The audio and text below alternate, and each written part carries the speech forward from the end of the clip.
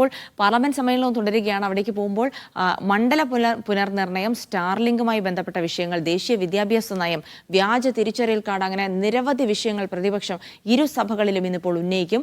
രാജ്യസഭയിൽ ആഭ്യന്തര മന്ത്രാലയ ചർച്ചകളാണ് പുരോഗമിക്കുക. സജു തോമസ് വിവരങ്ങൾ നൽകാനായി ചേരുന്നുണ്ട്. സജു, പാർലമെന്റിൽ നിരവധി വിഷയങ്ങൾ ഉന്നയിക്കാൻ പ്രതിപക്ഷം തയ്യാറെടുക്കുകയാണെങ്കിൽ ഏറ്റവും പ്രധാനമായത് എന്തൊക്കെയായിരിക്കും?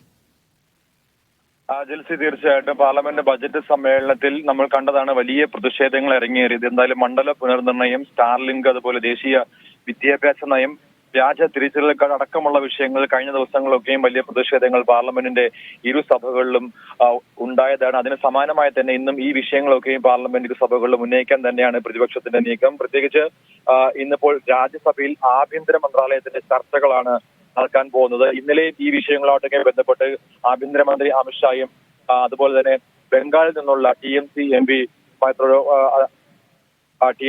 തമ്മിൽ വലിയ വാക്പോരൊക്കെ നിലനിന്നിരുന്നു. പ്രത്യേകിച്ച് ED, CBI അടക്കമുള്ള ഏജൻസികളെ കേന്ദ്ര സർക്കാർ ഉപയോഗപ്പെടുത്തുന്നു എന്നുള്ള പ്രതിഷേധം, അല്ലെങ്കിൽ അത് വലിയ രീതിയിൽ ശക്തമായിട്ട് തന്നെ പാർലമെന്റിൽ ഉന്നയിക്കാനാണ് പ്രതിപക്ഷങ്ങളുടെ ഒറ്റക്കെട്ടായിട്ടുള്ള തീരുമാനം. അതുപോലെ തന്നെ ലോക്സഭയിൽ വിവിധ ബില്ലുകൾമേലുള്ള ചർച്ചകൾ ഇന്നും പുരോഗമിക്കുകയാണ്.